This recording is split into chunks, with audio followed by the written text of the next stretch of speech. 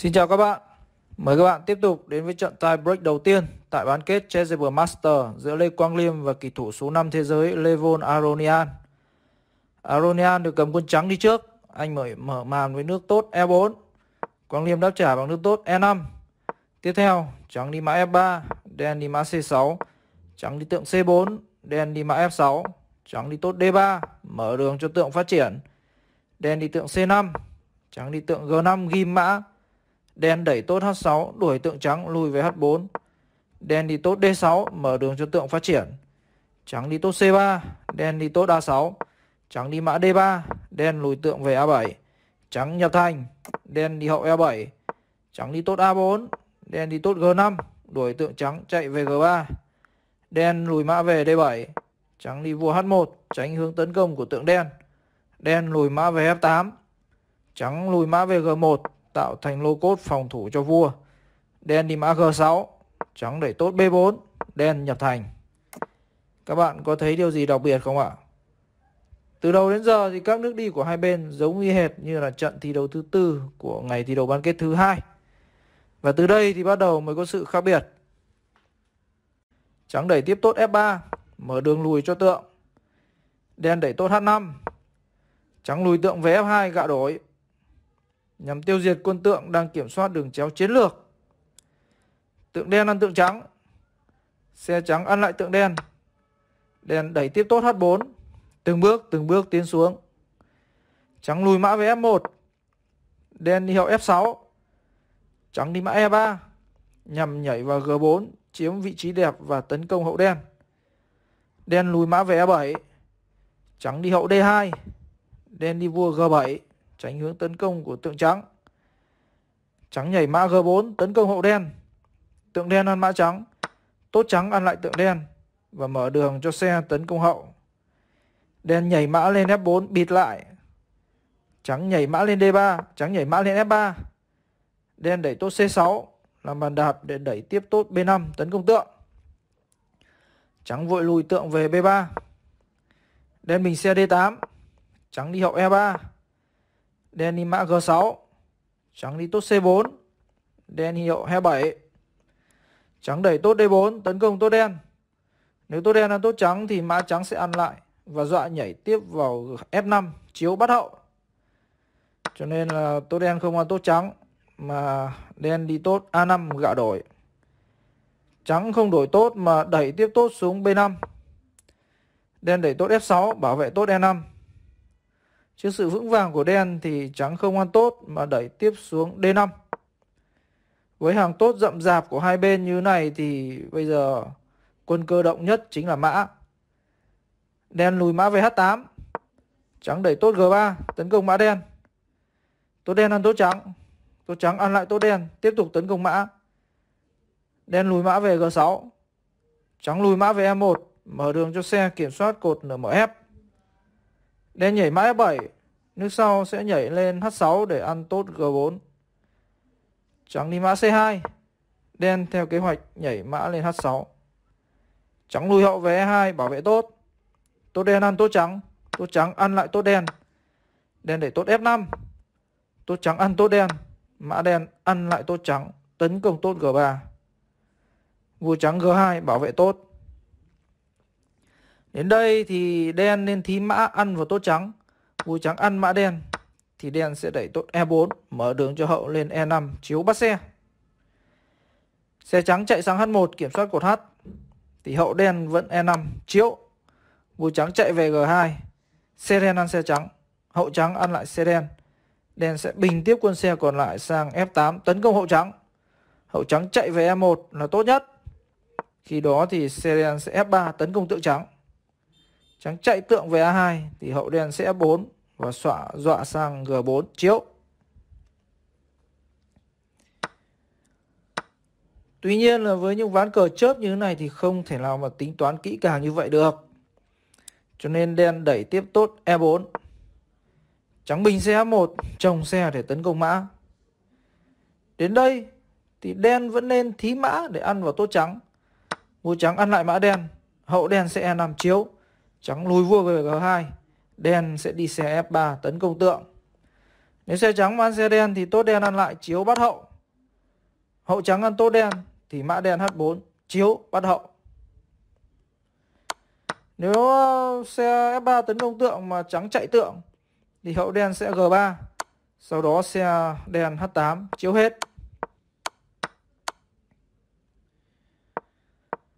Tuy nhiên ở ván cờ thực tế, đen cũng không thí mã vào tốt G3 mà đi hậu E5 để tấn công tốt G3. Và có lẽ bây giờ trắng đã nhận ra được mối nguy hiểm từ mã đen nên thí xe để ăn mã. Xe đen ăn lại xe trắng ăn tiếp xe đen và hậu đen ăn xe trắng. Trắng nhảy mã D4 tấn công hậu đen. Đen lùi hậu về F6. Trắng nhảy tiếp mã vào E6 chiếu bắt xe. Vua đen chạy H6, mã trắng ăn xe đen, hậu đen ăn lại mã trắng.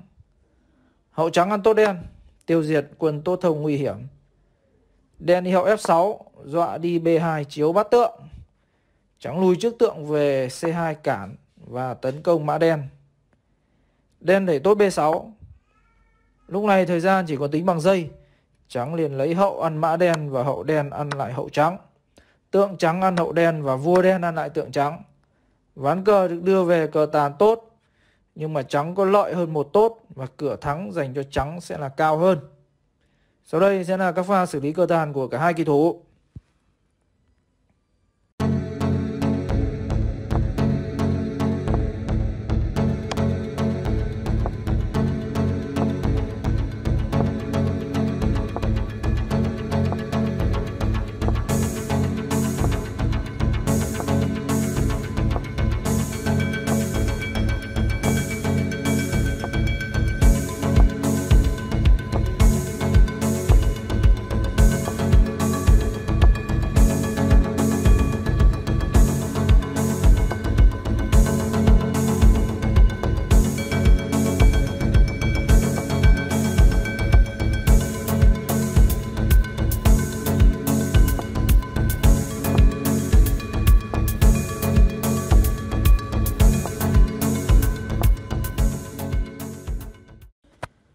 Thể loại cờ tàn tốt này cũng cực kỳ là khó đánh. Chỉ cần sai một nước là đang thắng có thể chuyển thành thua ngay. Và trắng chỉ vì đi sai một nước nên đã đành mất lợi thế. Ván cờ sau đó kết thúc với kết quả hòa. Hai kỳ thủ đành phải bước vào ván cờ chớp thứ hai để phân cao thấp. Bước vào ván cờ chớp thứ hai, Quang Liêm được cầm quân trắng đi trước. Anh mở màn với nước đi sở trường tốt D4. Aronian đáp trả bằng nước mã F6. Trắng đi mã F3, đen đi tốt D5. Trắng đi tốt E3, đen đi tốt C5. Tốt trắng ăn tốt đen, đen đi tốt E6, mở đường cho tượng tấn công lại tốt trắng. Trắng đi tốt B4, bảo vệ C5. Đen đi tốt B6, tấn công C5. Tốt trắng ăn tốt đen, tượng đen ăn tốt trắng chiếu vua. Trắng đẩy tốt C3 cản chiếu và tấn công lại tượng. Đen lùi tượng về E7. Trắng đi tượng B5 chiếu và mở đường để nhập thành. Nếu tượng đen cản chiếu thì trắng sẽ đẩy tiếp tốt xuống B7 và xử đẹp xe đen. Nên đen đi mã D7 để cản chiếu. Tốt trắng ăn tiếp A7. Xe đen ăn lại tốt trắng. Như vậy trắng hơn đen được một tốt. Các bạn lại có thấy điều gì đặc biệt không ạ? Từ đầu đến giờ thì các nước đi của hai bên giống y hệt như là trận thi đấu thứ nhất của ngày thi đấu thứ hai ở bán kết. Và bắt đầu từ đây thì mới có sự khác biệt. Trắng đi mã D4 bảo vệ tượng. Đen đi tượng B7. Trắng nhập thành. Đen nhập thành. Trắng đi tốt A4 liên kết với tượng. Đen đi hậu A8. Trắng đi tượng A3 gạ đổi. Tượng đen ăn tượng trắng. Xe trắng ăn lại tượng đen. Đen đi mã C5. Trắng đi mã D2. Đen bình xe C8. Trắng đi hậu C2. Mở đường cho xe F1 xuất trận. Đen đi tượng A6 tấn công tượng trắng. Trắng bình xe A1 chồng quân trên cột A để bảo vệ tốt A4. Đen không ăn tượng trắng mà đi tốt H6. Trắng đẩy tiếp tốt A5. Đen đẩy tốt E5 tấn công mã trắng. Nếu chạy mã thì sẽ mất tượng nên trắng buộc phải ăn tượng đen. Xe đen ăn lại tượng trắng. Trắng chạy mã về B3 gạ đổi. Đen không đổi mã mà lùi về E6, mở đường cho xe kiểm soát cột nửa MC. Trắng đi mã F3 tấn công tốt. Đen lùi mã về D7 bảo vệ tốt. Trắng đi tốt H3.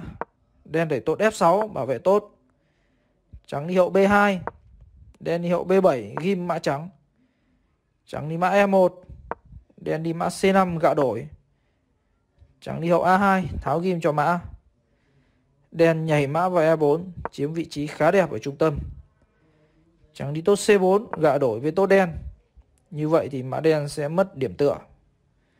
Tốt đen ăn tốt trắng và tấn công mã. Trắng lùi mã về D2 tấn công lại mã và tốt đen. Chạy mã thì mất tốt nên mã đen ăn mã trắng, hậu trắng ăn lại mã đen. Và từ đây là các nước đi ăn miếng trả miếng của cả hai kỳ thủ.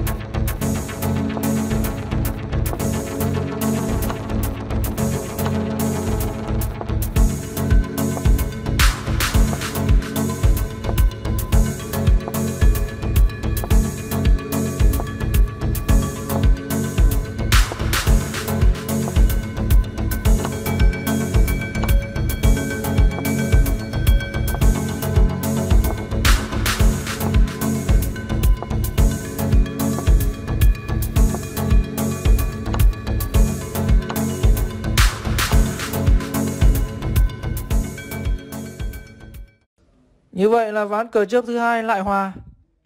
Hai kỳ thủ phải bước vào ván đấu quyết định Amargedon. Có thể nói đây là chung kết của chung kết. Ở trận đấu này thì Levon Aronian chọn quân đen. Như vậy là anh sẽ chỉ có 4 phút. Nhưng mà cũng chỉ cần thủ hòa là có thể thắng. Và để cảm nhận được sự kịch tính thì mời các bạn xem lại buổi tường thuật trực tiếp ván đấu quyết định này. Levon's choice. I haven't seen it yet. Have you guys? It's just come out. Levon's chosen black. He has. Hey, it looks like he has chosen black. As far as I can tell, at least, that's a huge decision. I mentioned I thought he'd choose white. That's surprising to me. So he's backing himself to make at least a draw. But that one extra minute for Liam, just judging by the speed, we've seen them. Liam normally builds up a time advantage early in the games, and the clock might decide. Yeah, you're a big fan of the white pieces. Yeah. I think I probably would have chosen black as well. I quite like the fact that if I just draw, I win the game. And, well, Levon will have to play very solidly and he will have to play quickly as well. Yeah, definitely. Yeah. With 4 minutes on the clock for black, only needs a draw. Liam is ready with the white pieces. He has 5 minutes on the clock. He has to win this game. And we are waiting for Levon. What should we expect from Liam in this game now? Quick moves, maybe not the same opening that he's been employing every single game. Maybe he'll try something a bit different to get Levon thinking from an early stage. But I expect Liam to just keep the pace going very, very quickly. He's very experienced actually in Blitz, as we know, World Blitz champion. So he knows it's all about time now. It's all about the clock. Both sides will get their chances on the board, but he can control the clock. And that's what he will try to do. And it's gonna start now. Where are you, Levon? You have to get ready for the final game in the semifinals. This is definitely the final game. And if Liam wins this, he's gonna be in the final to face Wesley So. If Levon manages to get this into a draw, then he's gonna face Wesley So. And Levon, he was a huge favorite in the semifinal before it started. But Liam really has impressed us, and here we go. And here we go. Will the white pieces decide here? Or will it come down to Levon holding the draw? Okay, Liam starts with his queen's pawn, and we're waiting for Levon to get started. I must admit, I've chosen white every time I've had Armageddon, apart from once, and it's served me well. I've only lost one Armageddon ever, and that extra minute, trust me, is such a big deal, especially online as well. But, OK, Liam's tried something new. He's pushed the pawn 1 square. It might transpose to a London system if Liam brings out his bishop on the next turn. He doesn't. He brings out his queen to attack a pawn. OK, quick play from both sides at this early stage. And that pawn does a small step again, moving for the second time. But this is a little bit unusual system that Liam has played. Kind of traditionally, you would never play like this because it's so unambitious. But the advantage is that it does keep all the pieces on, and it will make Levon think. Because you have to remember, when it comes to Armageddon, the sides are not getting extra time when they play. OK, I'm not so sure it's that unambitious, Ivanka. I think it's just a fresh position, a different position. White has his chances. White has threats at an early stage of the game. So look at the clock times as well. It's more than a minute and a half already that Liam has an advantage.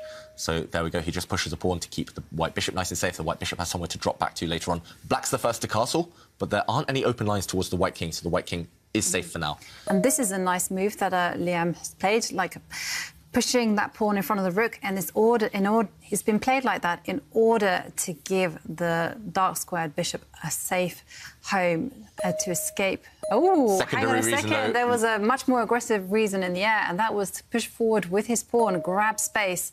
And, suddenly, just like that, I really like Liam's position. Yeah, the position is beginning to explode, as it always does when these two face off against each other.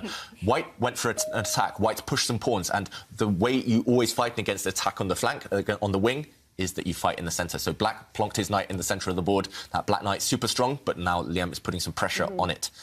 So, yeah, a real clash of ideologies here, and the knight trade. You're surprised by that, Ivanka? Yeah, I don't quite like it. That was a strong hold for Black, and somehow, yes, OK, White has been forced to capture that knight with a pawn, but I still think that now White has a ready-made attack along the king's side, sorry. And he's going for it now. Yeah. Look how White's queen and bishop and light square bishop, they've aligned against the black king there. They teamed up together, forcing a weakness, a concession around the black king. Levon Aronian, he didn't want to touch any pawns there.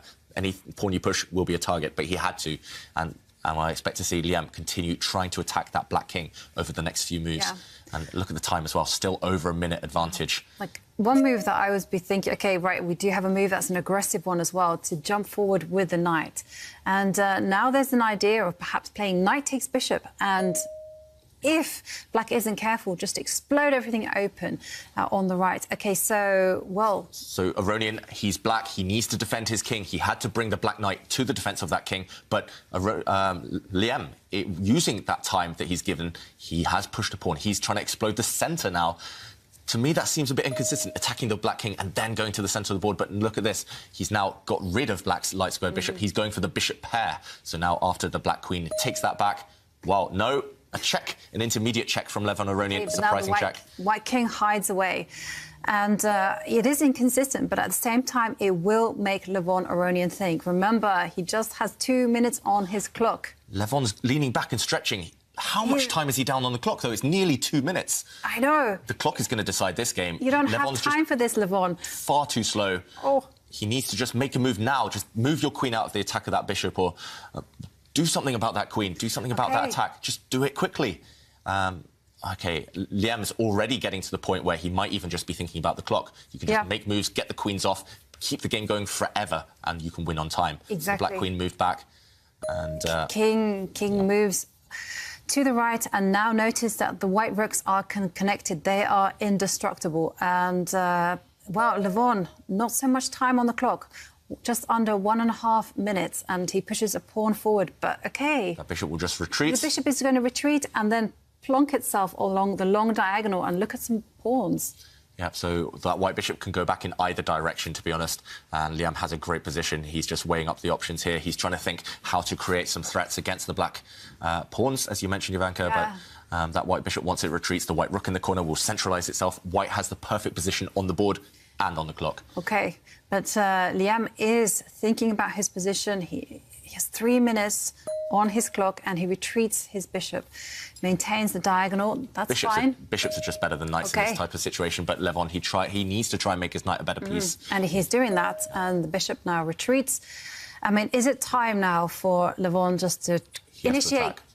chaos because he has just over 1 minute on the clock. The only way Aronian can win this game now is if he delivers checkmate. He's not going to win on the clock, and he's not going to win in an endgame. Endgames, he'll lose on time.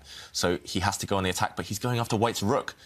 Maybe he should be going after White's king. Maybe throw some pawns forward towards the White king and hope and pray. Exactly. But right now, White's rook under fire. Just move that rook to safety. There's a few safe squares. Okay. So Liam has the luxury of time. Yeah, he has 2.5 minutes left on the clock. Okay, so we're expecting that rook to move. Yeah. Maybe Liam's looking for something more ambitious. Maybe, okay, he just keeps it safe. No, but yeah, okay, bishop takes knight. Okay. Queen takes... So a trade, that definitely helps black, that trade. Now, White doesn't have the bishop pair anymore, but he just doesn't have enough time, I think, Levon Aronian. The problem is, how are you going to break through the White position? White's just going to curl up into a ball, defend everything, and 1 minute, 50 seconds is just not enough. Levon Aronian, he's not switched to Armageddon mode. He's still in blitz mode. I think he's forgotten that he doesn't get extra time after every move. And look at Levon Aronian. He's just fixated on the board, but he should have an eye just flicking over to look at the clock. Right now, he's attacking one of White's pawns in the centre. White can just defend that with his rook or with his bishop. He defends it with his rook, attacking the black bishop at the same time. And Liam, remember, we've seen it yesterday and today. He's really good at surprising moves. So that's why he's going to... that's why Levon Aronian's been burning so much time. OK, now the rook needs to swing over to this... OK, well, safety first from Liam. Again, another surprising move. And... Black's position is improving. White stepped forward, attacking the black queen, but Black's going to get some pawns running now. OK, 37 seconds left on the clock. Can Levon do it? No. Sorry, I've played enough games of these myself, and time is the biggest obstacle. So Liam can actually just play on him, just running out of time. He's going to lose, going down to 0. Yeah. Even if White loses a rook, you can just play on forever and ever and ever, as long as you don't get checkmated and win on the clock. And unless Levon's great with the pre-moves, great with the mouse, and really kind of gets those skills going, then I can't see any comeback now. OK. Black has a great position on the board, we should say, but on the clock it's desperate times. And Liam pushing forward with his pawn, and Levon has just under 30 seconds on his clock. Yeah, he's doing the right thing on the board, at least. He's being very direct, pushing his pawns. But Levon's starting to shake his head. I think he's starting to realise he's just not left himself with enough time. And one pawn is going to drop now. You can't maintain those passed pawns because Black really wants to push the c-pawn forward. And, OK, first pawn drops. 16 seconds left for Levon. His only chance to win this game was that pawn, but it's gone now. And not only on the clock, but also on the board. White has snapped off Black's best pawn. There's no weaknesses in White's camp. Look how safe White's king is. Yep. This is perfect Armageddon strategy from Liam. Keep your king safe, play quickly, and the 1 extra minute will tell. Yep. And the main thing is also not to repeat the position 3 times. But I think here he can just simply trade rooks. OK, rook takes rook now. Nope, he retreats, and he's going to try and keep peace on the board, keep creating threats. Okay. Levon's playing quickly now, but he should have had this pace earlier in the game. And, OK, Levon desperately trying to trade rooks, trying to go for that draw. OK. Liam says, no, you can trade, but on my terms. And suddenly, how are you stopping that black pawn? You don't need to, David. The clock is doing it for you. 3 seconds. 3 seconds. Bishop is going to go and cover that square. Yeah, I think it's a draw on the board as well. The white bishop will just stop this pawn, and, the white king will come across and pick it off. It's a draw on the board, but 1 second left for Levon Aronian is not enough. No, this is mission impossible. Absolutely no way. Dead drawn position, but Liam was going to win on time. And Levon, he's pre-moving everything. He's down to less than 1 second from the clock. That's impressive pre-move. Gosh, is he still going? Oh, my God. He's still going, but the time does eventually run out. Oh. Wow, can you guys believe it? That is the first time we've seen a player actually lose on time in the Armageddon. And this means that Liam Le is ready for his first final in the Meltwater Champions Chess Tour. First of all. Như vậy là Quang Liêm đã giành chiến thắng nghe thở để giành quyền bước vào vòng chung kết gặp Wesley So. Và kết quả như thế nào thì các bạn đã rõ. Wesley So về nhất, Quang Liêm về nhì, giành được phần thưởng trị giá 15.000 đô. Đây cũng là thành tích tốt nhất của Quang Liêm tại hệ thống siêu giải Champions Chess Tour do Manu Carlsen tổ chức. Và tiếp theo đây thì mình nhận được khá nhiều yêu cầu làm về series Lê Quang Liêm và hành trình vô địch châu Á năm 2019. Nên mình sẽ làm về series này. Các bạn nhớ đón xem nhé. Ok, cảm ơn các bạn đã theo dõi video. Xin chào và hẹn gặp lại.